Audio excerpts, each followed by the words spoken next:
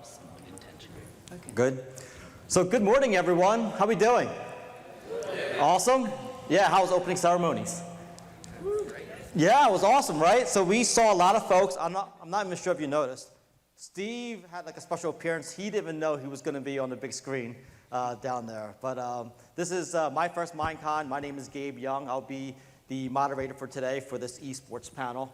Have any of you guys played, competitive gaming before? What have some of you played? League of Legends. StarCraft. What else? What is it? Smite. Any of you play really, really old games? Like Counter-Strike or like Team Fortress? Quake, Doom? Rude War. Yes. But some of the new stuff, we have some folks on here who are absolute experts on esports today. I'm pretty competitive. I think some of you folks here are as well. So what I'd like to do today first is introduce who we have here on the panel. So let's get this presentation going. Where's my guy?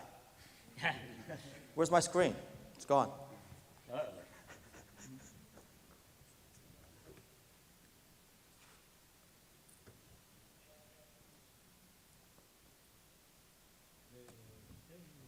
Oh, do you have the, you want to go into presenter? Yeah. Gabe? Hold on. Yeah. All right, let's back us up a little bit. All right. Okay, so before I get to these folks, you might have noticed there's a little link up along the top there. I know you guys have your mobile devices, tablets, phones, and whatnot. If you go to that URL, what you can do is you can ask questions on the fly. And as you folks are asking questions, you can also vote or hit like on other people's questions. And what we will try to do is answer those questions as we go.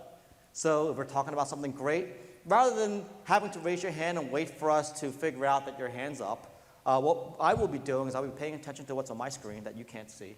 And I will be looking at the questions that folks really, really love, and I'm going to find some of these guys to answer these questions for you, okay? So I'll remind you a little bit later on as well. Okay, so here we are. So again, my name is Gabe Young. I am going to be moderating. We have Dylan here right next to me, and Dylan, he's the library media specialist at a high school in upstate New York. Anyone from New York here? Yeah, one person from New York. All right. All right, so that's where they have established an official school-approved esports team around the League of Legends game. They are about to start their third season as a team. When I was in high school, which was, believe it or not, I guess it was like 25 years ago, we didn't have anything like this. So I would have loved the opportunity to have a chance to compete with, whether it's like my classmates or other schools. So that's Dylan. Next, we have Bron. Bron Stuckey is an independent educational consultant in games learning and community who works with gameful programs around the world to explore the role play and learning. She is passionate about young people taking control of their own learning, and to that end is a member of the eSports for School International Initiative. That's that's really tough to say. I'm sure it sounds really great. The longer it is, the more important it sounds, right? Okay. Next, we have Steve Isaacs. Steve teaches game design development at the William Annan Middle School in Basking Ridge, New Jersey. New Jersey folks here? No one from New Jersey. One person from New Jersey, one person from New York. Somehow, Bron here is from Australia, and she has the same amount of Australians in this room. Yes. Okay, so Steve, he was the recipient of the 2016 ISTE Outstanding Teacher Award, which was just this past year. Congratulations, Steve. And he's one of the 4 original Minecraft mentors, helping educators in Minecraft at the school. So I don't know how many of you folks have met these Minecraft mentors, but again, only 4 in the world. I think they just expanded to 8, but he's still one of 4 in the US, so we love Steve. He was one of the originals, okay? Next on the panels, we have David. David is the founder and CTO of Super League Gaming. In the past 16 or 18 months, Super League has run over 1,000 Minecraft events in movie theaters in the US and Canada. And those of you who popped in a little bit earlier, you saw a video that was running up here. That was from Super League Gaming. Kids are literally showing up at these movie theaters, sitting down with the laptops and rocking it out and beating each other up on their machines. Okay. And down at the end there, we have Carrie in her special agent shirt. So Carrie Randall, she's the passionate parent of a Minecraft technology and games-based learning enthusiastic 9-year-old. Where's Cooper? Okay, so that's Carrie's little guy there. Together they are learning and exploring the best ways to grow up digital. So this is our crew, and they know more about esports than, again, my opinion, probably more than anyone on the planet, right? So these are the guys who are doing it at the schools, who are doing it in movie theaters, who are working with many of the students and parents to make sure that, hey, they get the esports out there for folks who are interested in it. So I'm going to kick off with some of the questions. And again, if you haven't done so already, don't forget that link up below on the top. Just pop that into your phone, and you can start to ask some questions. I'll be looking at them a little bit later on. So Dylan, you have some experience with running a competitive gaming club. So can you share a little bit about esports in your school? Yeah, for sure. So we started out, for esports is competitive gaming essentially, and the way that we set it up is so that we are playing against only other high schools, so other students from other high schools in the US, and that's basically because that's what the school requires. We're not allowed to kind of go out and play against whoever. We have to be a little bit more official than that. So my team started out with student interest as well. So that it was real nice that they were the ones that wanted it to happen, which I'm sure is what's going on in this in MINECON today. It's all about students. And they approached me they needed an advisor. So I said, yeah, sure, I'll do this. And then we do League of Legends. At the moment, we do Minecraft, that's coming. And I didn't, at the time, know League of Legends. So I had to learn the game from them.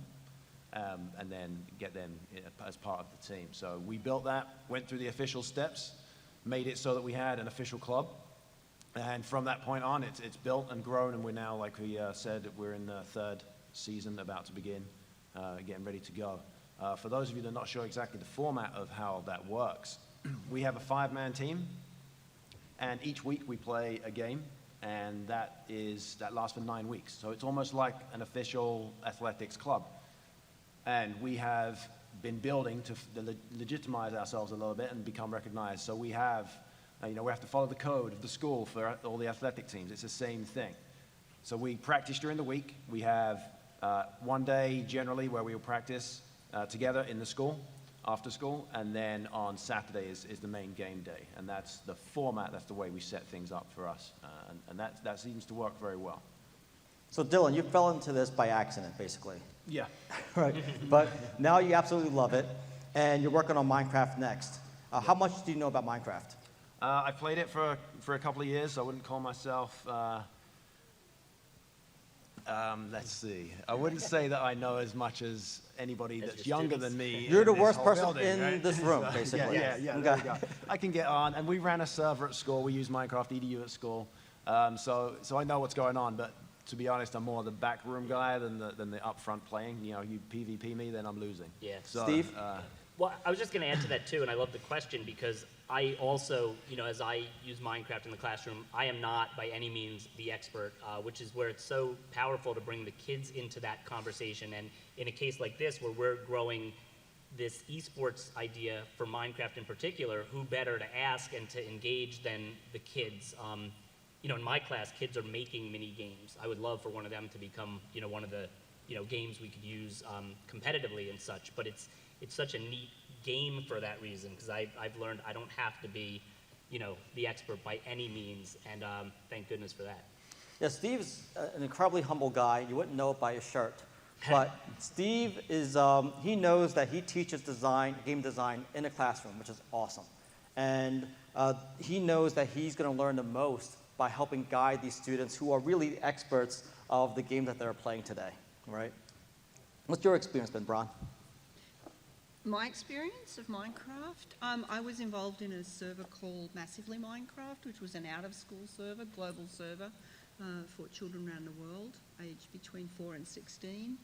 And very interesting watching where the kids took the technology. And they started devising their own competitive spaces. And I think competition's a very important part of what the kids do. And my work is mostly in community development and how games can be used for community. And I see a lot of exciting stuff happening around that, which I can say more on later. Yep. David? So in terms of my own experience, I mean, we really launched the business on the back of the enthusiasm of our kids who were very enthusiastic, just over the world, excited and playing Minecraft and talking about all things Minecraft, that being my co-founder and I. And so really the enthusiasm of our kids launched basically a commercial business. That just tells you the power of that enthusiasm. In terms of my own play, I think everyone at the office can safely say that I'm probably the worst player. So in Super League Gaming, and again, you've done this for thousands of people, thousands of these kids. Are there any other games that you play besides Minecraft? Yes, there are. In terms of actual events that we've run in theaters, it's been exclusively Minecraft to date.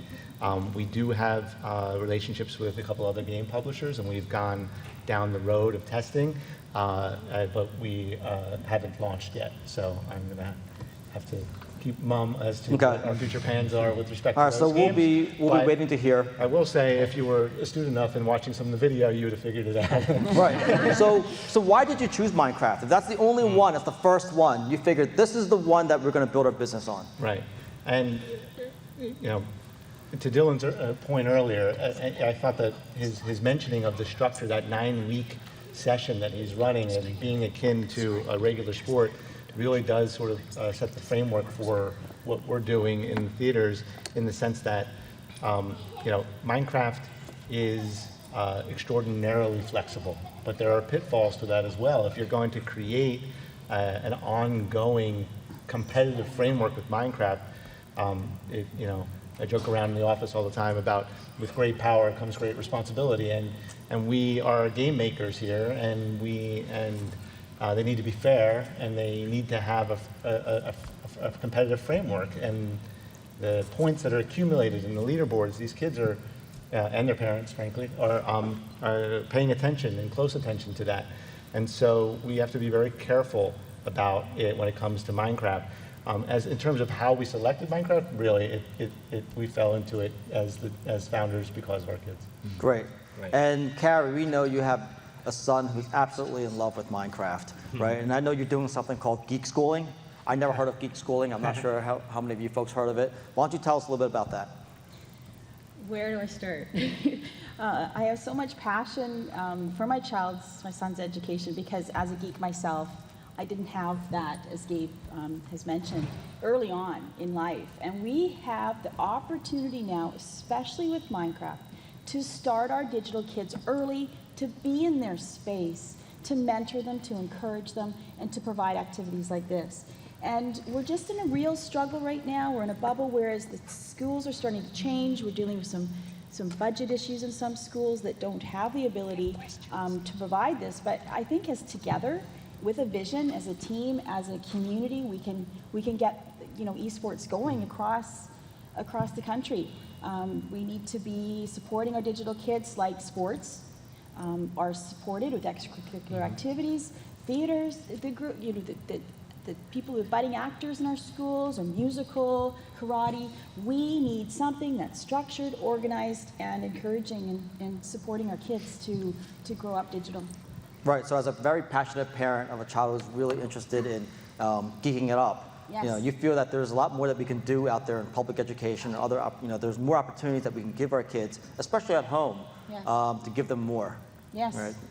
Okay. Yes. I had to choose an alternative route. It's been, I wouldn't say a struggle, but it's been challenging in the beginning. Geek schooling is basically homeschooling, but providing a technology-based curriculum.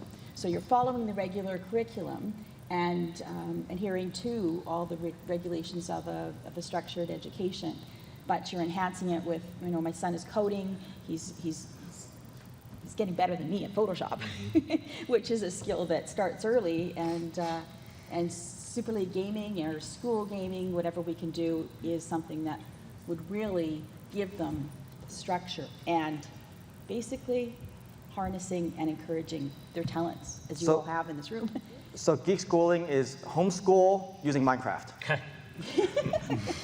Yes, Something but, like but that. also coding Okay. and Other stuff too. Everything. But mostly Minecraft. hanging out Okay. at the Apple Store and the Minecraft stores. All right. Yeah. Thanks, Carrie. So before I jump into the next question that we have, I do see we have number one ranked question that we have on here is by Dylan Hornibrook. Oh, you actually got it. Yeah? All right, Dylan. Esports professionals are often forced to forego or delay higher education to pursue a pro career.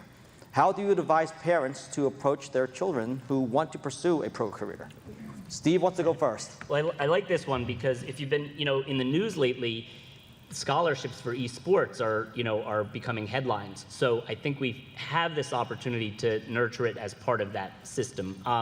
So I would like to see, the programs that we're developing, being a breeding ground for, continuation in college. And I mean, granted, if you're going to have a professional opportunity along the way, I don't think people are going to, stop that. But I think we have opportunities to have that go along, the regular school to college path. Right, and I completely agree with Steve. What's missing from the landscape right now is the college equivalent of the pro sport and the high school equivalent of that pro sport in the same way that with football or soccer or other intercollegiate sports, there is a minor leagues, there is the below the top, Yes. and right now the alternative for someone who's a very high performing player is to go pro, and there isn't that opportunity to earn a scholarship and go to Stanford and practice their craft while they're educating themselves. And so I think it's just a product of how quickly this is all coming upon us, and that really I think all of our jobs is to create that infrastructure that ultimately leads to the pro level so that it doesn't become an alternative question whether you go pro or not. Right. So Dylan, what are you playing? Everything. So I've been playing League, Hearthstone, Overwatch, and a bunch of other jobs. I mean, my job is eSports appraiser, so Okay. All right. That's great. yeah, it's all part of the job. Yeah, it sounds very similar to for entrepreneurs as well, right? So I'm on a board at Penn State University, and we talk about these types of issues.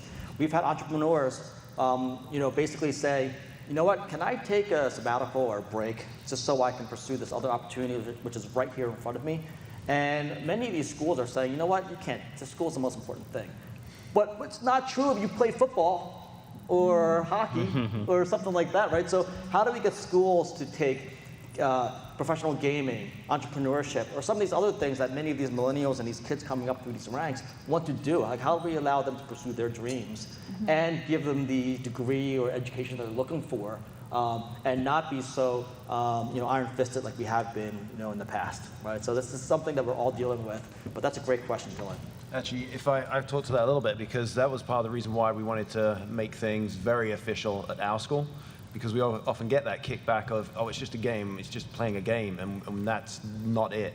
Yeah. The educational benefit is profound, and so we made sure we went through the official channels to get an official club, to get official representation, but also I presented to the board, a couple of times to say, this is what it is, this is what we do, this is, part of the game is to do this, and explained it to people that maybe haven't had any kind of interaction with it before, so that we don't get that immediate reaction of, oh, he's just playing a game. So that I think helps in the high school for sure, for us. Yeah, and these days, quite honestly, I love these stories. When I grew up back in, again, there are many 80s kids here I see in the room, some of these, teachers and parents, and we were playing games like, it was really seen as wasting a lot of time. And I know that some of my peers are now some of the best, some of the best brain surgeons in the world from their hand-eye coordination. I know playing through many of these RPGs, gave a lot of these kids who are now, very good at strategy and trying to figure out how to solve problems. And again, back then it really was just a game, but kids then didn't know what they were doing in terms of learning. But I think now it's a really abundant amount of information to showcase and to provide evidence that what we are doing today with Minecraft absolutely helps us with what we want to do somewhere down the road. Whether it's going to be architecture, whether it's going to be geology, whether it's just going to be even achieving goals and objectives that you set for yourself. Okay, so next, David, what does Minecraft as an e-sport look like? So I mentioned it earlier. Obviously, Super League Gaming brings these events into theaters, and we experimented along, over the course of these roughly 2 years in understanding what works, what's entertaining, what's educational, what is a competitive program that is meaningful and can produce a result that not only entertains, but parents can also buy into. Obviously, the demographic on Minecraft is at a younger ages, and as a parent myself, and as with my co-founder, we also wanted to make sure it was an enriching experience all along. So the iteration of what we were providing in the theaters was really focused on all of those inputs. Are the kids having a good time? Are the parents okay with it? Does it have an educational component? Is it competitive? And over the course of really, it's been an evolution. We've arrived on, really a certain mode of, a certain framework of a league where there are 4 weeks to it. You form a team with your friends and you come back with your team members. There are certainly games that are more pure running around killing each other, as opposed to creative elements too, as part of the experience in terms of building and turning it into a build competition based on themes. And so we try in our 90 minutes worth of each session to touch on all of these things, and it's a delicate balance in terms of there are kids who love to build and there are kids who love to kill each other. And there are parents who come and say, I wish my kid was building more and not killing themselves so much, killing each other so much. And there are parents who come and say, why didn't my kid get all his points properly in his last session, right, who are really, really intense. And so all those things come together. And as I mentioned earlier, with respect to Dylan mentioning his 9-week and then a playoff, like it really needs a competitive framework to live within. And as boring as it sounds, it's almost like a regulatory body. Someone that's, if it's going to be an e-sport, there's somebody who's got to say that your game's going to last for a certain amount of time, and these are how points are going to be accumulated, and it needs to be consistent.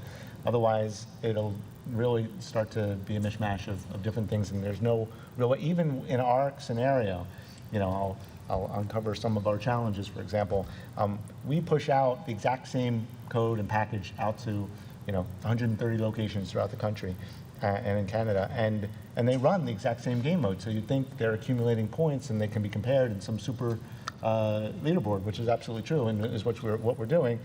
But the fact of the matter is that the competitive, the theater in Boca Raton, those 60 kids might be more competitive than the 60 that are showing up in Playa Vista, California, and it could affect the scores. And the kids and the parents, everyone's wise to that. That's kind of a compromise that we make, but as we grow and as any sort of program grows, it needs to have that consistency. Great. For it to So these work. kids, are they mostly amateurs, kids who have maybe never even played an e-sport before? Yes, I mean our demographic really, I'd say we've had kids as young as 6, but I mean in general it's more like 8 to 15-ish in terms of the range of the kids that play. And actually, it's kind of funny, I took a screenshot I think this morning of our leaderboard just as an example, and sitting on top of it. That's right there above your head. Yeah, and throw it up there, and just on top of it is, I think, the winner of our first season, Supercraft. I won't out his real name, of course, but he won a scholarship, and he happens to live in Southern California, and no, the fix was not in. But it's, that element is definitely a big factor. So amateurs come in, sign up for a small fee, they can sit down, play, have a blast, and have a chance to win a scholarship? Yes, that's right. Pretty cool. There are prizes given at the auditorium level, and then there's the global prizes, and then of course, as I mentioned, which teams are really important to us, and I could go on just about that element alone.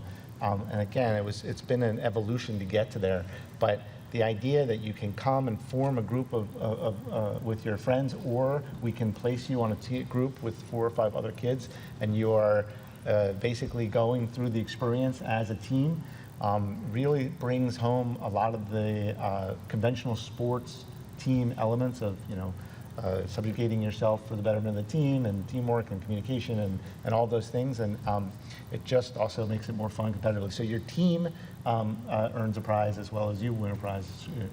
So we're tracking both. Great. Does anyone else have anything more to add to that? Steve? Well, I mean, one of the cool things about Minecraft in this space is that we're talking about giving kids an opportunity at a younger age to kind of grow into this esports culture, and Minecraft, serves that very well as kids are playing and competitive at that young age. Also, they're playing, as a lot of you as parents and things know, they're playing on these servers and they're playing competitive mini games, and we're trying to create an opportunity to, to organize that and bring that together. And one last thing I'll point out too is that, we're looking at it a couple different ways too from the eSchools for Sports perspective, is that, as David mentioned, there's creative and survival, there's mini games, all these things. The creative aspect, having build challenges as a competitive component, kind of gives us this opportunity to follow a structure similar to like the robotics competitions and things as well, where we're providing these, authentic build design challenges. So there's so much in this game that lends so well to, to that space. And we're hoping to grow that. Great. So before we jump into our next question, I see there's two related questions I think some folks are interested in hearing more about. One, how do you get your school more involved? And that's by Anonymous. And then the other question is also by Anonymous, the same person, potentially. What are the tech infrastructure requirements for a school league? So who wants to take a stab at that one? I'll start with how we do it. So for us, the Saturday games that I mentioned that we play, it's 5 o'clock on a Saturday. The first year, all the students are playing from their house, and they get the code, log in, and then they're in the game. And they do the match, play the second match, best of 3, see who wins. There's the week. What I've managed to do this year, though, because of pushing that at the school, is to get the IT to give me some of their old computers. So I've now got a bank of 5 at the school that I can use and have everybody in the same room at the same time, which obviously is much more beneficial, so we can communicate and make, hopefully have a better game. So it can be done with nothing, as long as the students have something at home, or if we've got, depending on how the league is set up, you just need, we need those computers to be able to do it. But that's how we managed to get around some of the equipment issues at first. Okay, David? Yeah, on the tech side, in terms of running a place-based competition where you have up to 100 players in one location, it's not as onerous or scary from a tech standpoint as it may seem.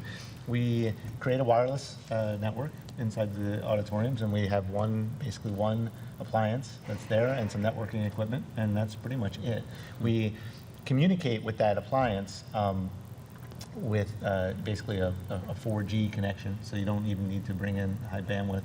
And then that's enough for us to maintain a constant communication out with all of our nodes. And we're pushing scheduling, and we're pushing out content updates and game packages. And then the kids come in, join the wireless network with their laptop, and connect to the server that's running off the appliance. Great. No, go ahead, Steve. Well, there was one part of the question was, how do you get your schools more involved? I openly invite anybody here to contact me about the eSports for Schools initiative. We're really a working group building a community of schools to create clubs, and from those clubs build competitive teams within that. And definitely either contact me and we'll get you connected with our group. It's we're really trying to build that community. And also, as far as infrastructure and things, we're working with sponsors to hopefully outfit a lot of the schools with technology that would support the competition, and publishers that are willing to work with us in terms of their games and such. So anyway, we're building something really positive with a lot of energy behind it. So please join us. Yeah. So you are Anonymous. If you are trying to do this at your school and you're looking for some help, what Steve basically did was volunteer himself. Yes. Right. So just so you know, I met Steve through an organization called Game Sport Ed. Steve is, as well as many of these, everyone else here, but Steve is the guy who's really, really a huge advocate for games and tying it into education. So if you need to be armed with more information, maybe it's a little toolkit that you can help bring to your school and help justify why this is important in your community. You reach out to Steve. His email is up here. And I openly volunteer Bron and Dylan as well. I just want to buy in on that question and reiterate what Steve said about clubs. Having worked 15 years in games initiatives around the world, out-of-school clubs is usually the way you get some initiative to become mainstream. And the reason is if you run it in a club and you can prove no one died or was abducted by aliens, then the school starts to think, oh, look, something exciting is happening here. Maybe then we can bring it inside the school to be more mainstream. So getting a club going, and parents can just as well volunteer to start that club in a school. And that's the sort of thing that's happening in Australia with code clubs and other groups, because we can't wait for teachers to get involved in this. Geek parents can be going to the school and offering to help set it up. So, don't be shy, don't be bashful. But, getting a club going is the best way as proof of the learning that's going on and the value of it. That's great. And what I found is that many of these school leaders today, principals and STEM educators and whatnot, they are again, they're around our age now. And some of it is really generational, where a lot of these leaders grew up playing and they were the only ones who were playing. So I would be hoping that if I was going to bring this to my school leader, that they would be like, you know what, that's a great idea. I wish I had something like that in that school, and they would rally behind you. So I think it's more likely for that to happen now than it was years ago when the only game available was Pong, and Competitive, right, exactly. All right, again, before we get to the next question, I have another question here from Chad Collins. How supportive are parents with eSports in schools? Do they see the educational benefits? And I want to put Carrie on the spot because she's a parent, representing the parents. We didn't choose the path because we wanted to. We chose it, alternative to schooling, because we had to. And it's not a solid choice forever. It's until basically things catch up. There are teachers that are awesome. I just wish that we had Steve and these teachers in our community. And I believe that in every school we need some type of technology. In our local community, in the schools, we had one iPad to share amongst 30 children.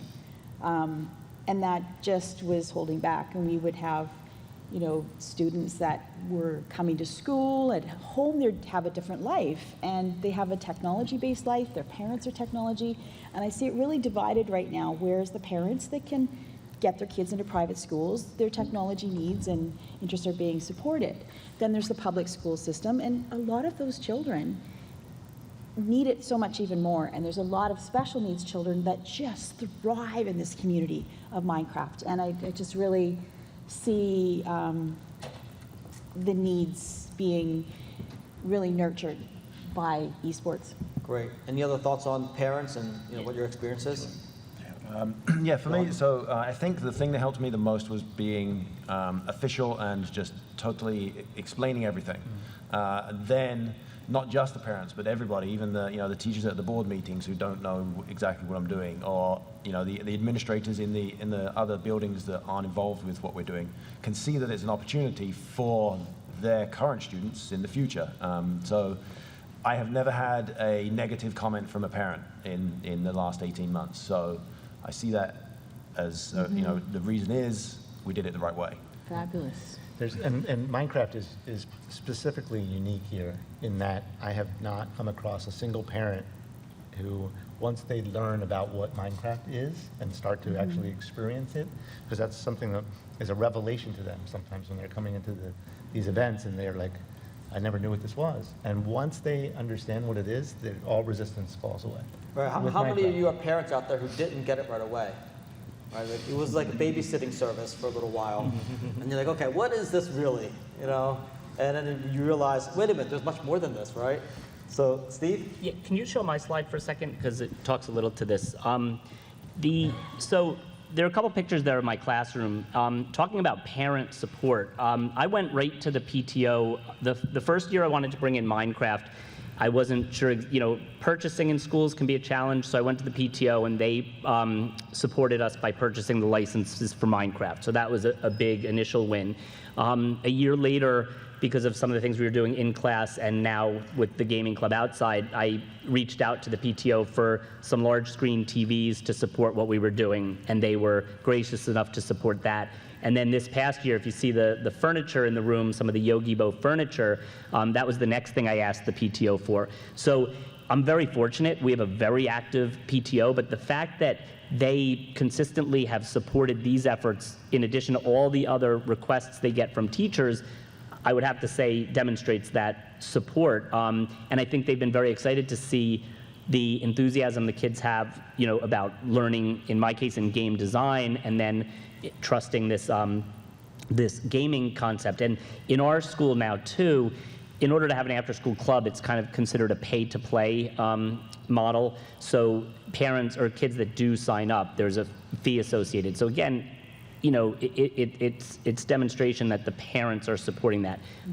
Certainly happy to help any kid that isn't in the position to do that. I wouldn't want anybody excluded, but the point is, they're supporting what we're doing in that regard. So Steve, you've also been working to bring educators together. Yeah. Right? So how can schools work together to help grow the eSports network movement? Well, that's what we're doing with the eSports for Schools initiative. So far we have, I would say we must have at least 20 schools internationally, probably more than that, that are forming their clubs now to be part of this. Where we have, a website, a community website. We have a bi-weekly call that people are welcome to participate on. So we have a lot of structure in terms of teachers that want to be very active and teachers that at least want to just get involved. We're also building a tool set for educators that need, like, how do I get a club started? What's a sample permission slip like? What's the model like? And we're working, with other organizations when it comes to the competitions and leagues. In fact, I've been speaking with David and Ali from Super League about possibly collaborating with them because they're interested in this in supporting the school space as well. So we have a lot of, we have a lot of momentum right now, and working together. I mean, I'm all about getting educators together, and we've been doing a really great job of finding other passionate educators who want to be on board, and we have a great number of clubs forming, and we have our first couple of events starting to be planned. So again, kind of like I said before, reach out to us, and we want you to be part of what we're doing. Okay, great. Let's move on to Carrie here. Carrie, let's see. All right, so as a parent, why do you support competitive gaming? It's a way, as I've said earlier, for the kids that aren't getting the structure and encouragement in schools to have that in their lives and feel that their intelligence and their experience in excelling in digital are supported. As this quote says, our kids are growing up in a digital playground and there's no recess duty. There's also, we need to enhance and support it with the educators. A lot of them are older, and we're waiting for the new generation of teachers to come up that are bringing their digital skills. So right now it's a frontier, and we're all here, a lot of early pioneers, and we need to come together with our enthusiasm and say, hey, we're parents, we're students, we're children that have technology interests versus sports or theater or any other soccer talents, and we need the support. So I think that's where we need to get together and fundraise. Perfect. And Steve, I know your daughter Layla's in the crowd, and tell me a little bit about your relationship with Layla and how technology has helped you with again how much time we spend together. And it's an insane amount of time. Well, it's funny. Layla, a little while ago, like I get out and present at conferences and things, and Layla was one time we were asking her if she would join us to go to an ed camp so we could just my wife and I could learn, and she could like sit there and play with her iPad all day while we were learning, and she had no interest in that. And then I asked her if she'd like to lead a session with me, and her eyes lit up and she said yes. So we started now presenting together at conferences and leading sessions at EdCamp. So that's really been a great opportunity for us to build presentations together and work on things. So it's also, we've been playing around with Little Bits and Minecraft and things. So it's definitely been great. And she's, in fact, Layla is the junior producer for an event we have coming up called Mind Fair, where she's specifically working with a group of rising YouTube stars as her main goal. So she's been really involved in a lot of things, and it's great as an opportunity to spend time and bond, and do things together. That sounds like a lot of fun. Yeah, For that's sure. great. Okay, thanks. So, Dr. Bron Stuckey. Okay, how do you think we can use competitive gaming to build community? It's a great question. I want to start. Bill commented. Where's Bill? Bill's still with us? Commented here. that he has a problem with the term There's Bill. eSports. And I want to say, initially, I did as well. I'm like, I didn't know where that was going to fit. But really, looking at the groups I know around the world and leading colleagues who've run programs in World of Warcraft and other large MMOs, it's an opportunity for students to find their tribe. And as Carrie said, all of our students need that. When the child is the senior high jumper and they bring their award into school, everyone recognises that medal or award that they've got. But we don't have ways for children to be recognised for the excellence they're building in skill in games outside of school.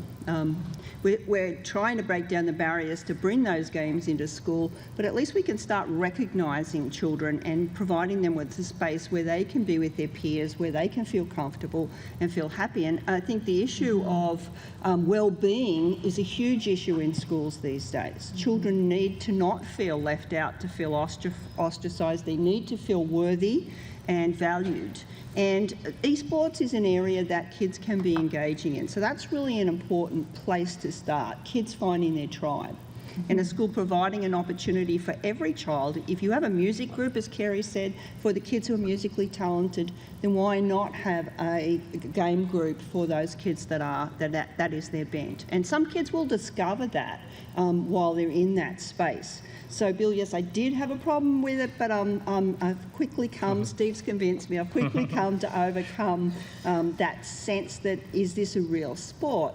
In that Massively Minecraft server we had running globally, we would have kids come in and talk about their school day because it was an out-of-school server, and a lot of those children were describing a very unhappy experience where they didn't feel like they belonged, and where no one understood the things that they really cared about. So, that's an experience we don't want to see children having, and I think a game club is a great way to address that. I think developing camaraderie, my whole research development and the work I do is on building community. And for some period of time in education, we got this sense that competition wasn't good. And that is absolutely not true. If we look at some of the things we see, the really positive things we see come out of sport, the beautiful stories we see come out of, very recently, the Olympics. There's no reason that isn't the same stories coming out of competitive gaming. And so I think developing camaraderie between your students, you can probably describe this for your students, how they're bonding and that they're forming a cohesive group in their school and with friends. So that's another important place. The other thing, and I noticed someone mentioned trash talk and the unhealthy norms that exist in a lot of large MMOs. And that is an issue, but I think if we're doing this in schools, we've got an opportunity to actually start developing positive norms, to actually give children and young adults a way to behave that doesn't necessarily involve being mean-spirited. And kids are very good at switching, so they know, how to behave in a certain context, and, we all do. You talk differently to your boss than you might talk to your best friends. But so if we start this in school, I think we have a chance for kids to have that lived curriculum of digital citizenship in a game. And to learn that you don't have to behave in some of those less appropriate ways. And we all know there are servers, I hear kids tell me all the time, servers in Minecraft where they felt very uncomfortable after a period of time and left. So we want them to develop positive norms and take those into the spaces where they play. That won't happen if we aren't playing in schools with trusted adults. And I know there's research that says children learn best about these kinds of things when they're playing in spaces with trusted adults. So having a school-managed team is fairly important. I think the other thing that a game club and an eSports group does is allow students to start setting goals for their play. So they're working on improving their standards for play. And your students got to what level this year? We started with 88 teams in our division and finished 28th. So you know, they'll have a goal now for the next round of competition. They want to be higher than 28. But, you know, it is allowing students to set a goal for their play and to develop horizons and to work on their strategies and hone their skills. And I think to get recognition for all the investment that they're doing. You know, these kids could go on to be many, many things. John Seeley Brown, who's a writer on learning and cognition, says he'd rather employ a person who has World of Warcraft in their CV than a doctorate. And there are very good reasons. He goes on in a paper to unpack why he would do that. Because of the things, teamwork, strategizing, deep thinking, metacognition that's going on in complex play situations. So I would love to see that. I mean, I need to share this with my wife. Right? I mean, I don't play anymore, but there are many, you know, 4 a.m. mornings. She was like, "What are you doing?" I was like, I can't even explain it. Right. But there are benefits to this, you know, besides being tired for work the next day. I have to say, I do know many 30-somethings who tell me their wives don't let them play World of Warcraft anymore, so, or whatever game it was. Right. Yeah. But that happens. But I think what we are essentially doing in school is building a community of practice around gaming. And games should be at all levels, not just for people who want to be elite players, because they are very powerful learning tools. So Steve and I, and we all work on a level of bringing games in as mainstream in school, but a game club is a really great place to start. So are there opportunities for these kids, once they get together, we talked about them competing together, are there practice times just like other sports? Like, how does that work? I mean, my club, I designed it to be similar to our sports programs in our school. So it is meeting 3 times a week. So there is built-in practice time.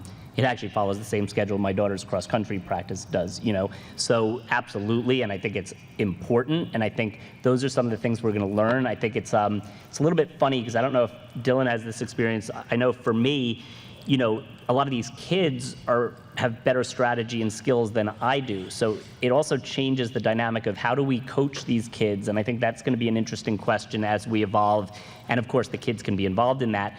But it's just very interesting to me, the difference between, you know, an advisor that just is there because there has to be an adult in the room versus learning the coaching and practice and all that. So I think we have an interesting road ahead, really, in my opinion.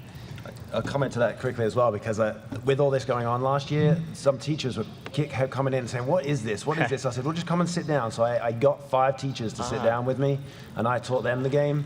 And the difference is quite interesting, because the students can play much better by far, but the teachers have a good sense of strategy. So tapping into that and getting that to the students and saying, "Hey, you know, come and practice. Don't just go running in like you normally do. How about we try this instead?" And that helps in a practice to use that strategy element. And I think in terms of games, what we see in Minecraft is the first thing kids do when they accomplish something or learn something is they want to teach somebody else how to do it. So they create a YouTube video, or they want to show their friends how to accomplish something. And I think that sort of collective knowledge is really important, and opportunities for kids to share that before they play competitively is important. Sure. When we run a 4-week season, the first week is reserved as, you know, doesn't count towards your score, and we introduce all the games that are going to be introduced through the remaining 3 weeks in a much shorter format, so they all get introduced to it in a way to experience it and essentially practice, as we call it, practice. And they're practicing not only the game modes, but also how they form their teams and getting to know their teammates. Great. Sometimes they don't know them before they arrive. All right, thanks, David. So we have about 10 minutes left. I do want to try to get through as many questions as we have on here still. One I just want to talk about briefly, I think it's hilarious. I mean, Bill, where's Bill? Bill here, Bill Lay? Oh, so yeah, same Bill. I absolutely love what you're doing with the power of Minecraft for learning and development, but I struggle with the term eSports. Do I need to just get over it? And what's funny is we had dinner last night together, and I had the same struggle. I'm like, isn't that like, 90s something? But there's, Shaq has bought into it recently. And a lot of other organizations and professional sports teams are investing into the esports, and I guess we're stuck with it, Bill. Well, I wonder too, like Bill, if I could ask, is it the term esports versus competitive gaming, or the notion of the competitive gaming at all? So there's two. On the surface, I struggle with the word sport in there, Okay. and that's kind of do I just need to get over both? Right. So that's on the deeper question is, and this could open up a whole new session, but the investing of time in the Right. type 2 diabetes, right? And fortunately, my son has good genes, so he can Yeah. sit and game all day and drink Sprite. But I'm a little, I have some concerns. All valid concerns for sure. I think nobody's advocating for, sedentary, young people, in order to play games competitively. But you're right. I mean, that's something that we can be concerned with. As far as the sport word, it's interesting because when Bron was talking a minute ago, all I kept thinking about every point she was making is, it sounds just like what the kids experience in sports, in terms of the teamwork and all those elements. So, so for me, I do buy into that. And I also appreciate what you said about liking what we're doing academically as well as, and not being sure about this. In most cases, I think the competitive piece is going to be like extracurricular, where the and actually some of it, like I said, about the building challenges things, there's certainly an academic component. In the classroom setting with some of these games like Minecraft, I think there's maybe a deeper emphasis on learning and certain learning objectives, where the competitive part is somewhat meeting a different need for a group of kids. But, I mean, I want to honor what these kids are passionate, excited about, and good at. And I hope they also go outside and run, and all that. I think it's just semantics. I really do. I think it is. And we don't have any natural or even aversion to a chess team or a debate team. Right. And this is just a technological evolution towards that. It's the same. So you're saying Bill has to get over it? Well, I mean, we can call it whatever we want, but Yeah, I think we're I in had their the same story. feeling. So, I think you've got a very valid point. A lot of people raise it, but I think when you think about it deeply, the notion of well-being for kids is becoming the overriding factor in whether children will succeed at school. And finding your tribe is a vital part of that. And I think we're not doing enough of our kids a service in helping them find that while they're in school. And we have a lot of very unhappy children and a lot of very sad stories about kids who feel, that their passion isn't honoured in the school. Great, Bron, thank you. Dylan has another question here. Colleges have started offering eSports scholarships. How do you view the growth and development of the collegiate eSports scene? I think that is helpful for us, because then the natural trickle down is to go to high school and then trickle down into middle school, and then you start building almost top down, I guess. But if we know there's somewhere we can focus our students towards, then it's easier for us to build, and also easier for us to sell to our administrators and say, look, there are scholarships for this. So having it in high school makes sense, and then building from there. Anyone else? Well, it's a great selling point. When we started, the eSports for School initiative, it was really great to be able to lead with, there are scholarships in this, pass on articles about that. So it's certainly good. And I think eSports in college is going to grow. I mean, if you've seen some of like ESPN is covering, gaming competitions now. So I think we're on that path, for it being rather large. And that's only going to, like Dylan said, help our cause. I spent Wednesday at USC in an elite unit of entrepreneur education, 30 students who get in each year into an elite unit called the Academy. and one of the students there, part of her portfolio was her elite gaming in Pokemon. And that was an honoured part of her CV that got her into, part of what got her into the program. Great, thank you. We have a couple of minutes left. Let's just get through a couple more of these real fast. One here I really love because I know, I mean, Carrie touched on it earlier. There is still a digital divide, right? So, you know, so Anonymous says, do you know of grants or other like resources, you know, for schools, especially those in lower income or you know, who these kids may not have the same opportunities? I mean, that's where we're hoping and trying very hard to get sponsorship. We are working with, and I hope it comes through with Alienware to be able to support hardware for a number of schools in, you know, that are starting out. So it would be great to be able to, you know, bridge that divide. It would be a crying shame if we couldn't. So I think it's got to be a high priority, absolutely. And then for us, it's just, you know, taking what IT doesn't want anymore and seeing if we can make it happen. Because you find, you know, if the students are passionate about it, they'll make something work. You know, and they'll find out, we need this one piece, it's going to cost $20. And like, all right, I'll take that to admin and find out if we can get $20 for this thing. And then we get the extra computer. So kind of allowing the students to get involved in that helps, you know, and it helped for us. And also, I mean, I've been doing a lot with Donors Choose, which is a phenomenal, you know, crowdfunding source. And, you know, Title I schools, you know, kind of rise to the top when it comes to looking for places to make donations to. So I would encourage, you know, schools that need to go that route as well. But again, it is a very, you know, it's absolutely something we need to have, you know, a high level of awareness and attention to. Right. Just yesterday, I emailed this to my son, who's here. I'm going to give him a shout out. Hi, Jordan. It's a graphic that shows the scholarships that are being offered by various, you know, universities. Some of them are smaller and some of them are big, but we're all, I think, UCI is very well known now for having a new esports team. On here is Miami University, Robert Morris. Some big schools on there. Yeah, there's you know, there are resources out there that you can find, and it's growing, and it's obviously very important. And that along with the Pac-12 initiative, where they've just announced a whole esports league. That's great. So we only have a few minutes left. First, before you guys get out of here, thank you so much for participating. You guys asked a lot of really good questions. I'm going to address one more question before we're done for today. And I love this one because this is, we have not really touched on this. This one says, again, this is Dylan, so thank you. Most major esports feature primarily violence or fantasy violence. How do you advise parents who are worried about the violent nature of most games or esports?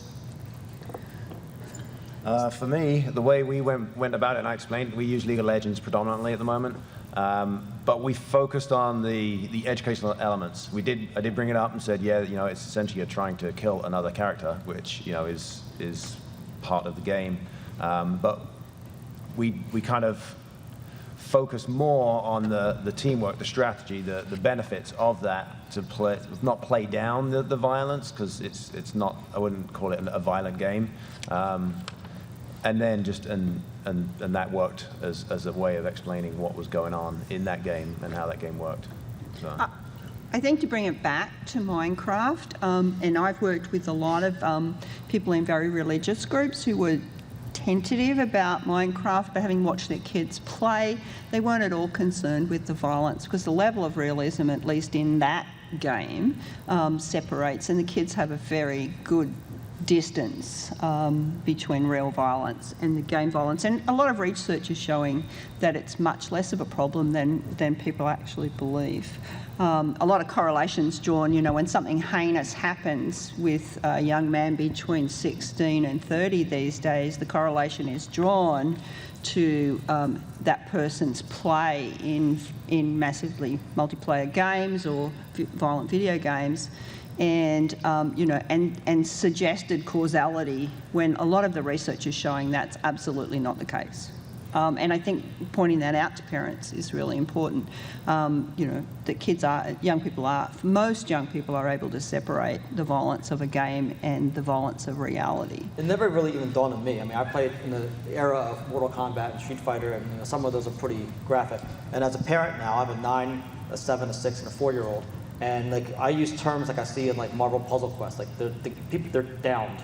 Like they're not really, you know, I mean, they're not dead, right? So I'm not sure if that helps at all, but so I'm starting to get it myself as a parent. So anyway, we are out of time. Here's the information. If you haven't captured it already, I mean, somehow I noticed there's a typo in my email address as well. Carrie, one last Can I say a word? few things? We're all here to absorb as many things Minecraft as we can. And as a parent that's out there looking, I want to share with you about this book for anyone who want to learn about kids growing up digital. Number 2, Mine Fair. After we leave here, there's an amazing event coming up in Philadelphia. Look for it on Twitter, @MineFair, with an E on the end. And also, any of you, we found this is looking when we were here traveling from Canada, there's an event here in Huntington Beach. Is anybody going to be here on Monday night? Super League Gaming. Is it full? Tuesday night. Tuesday No, night. it's not full. Anyone want to go? We have some free passes. We'll be there. Here's some free passes. And yeah, thanks Awesome. for all coming. Thank you, Carrie. Thank you, everyone in the audience. Thank you, people out there. And thank you to our panel here. Have a great show.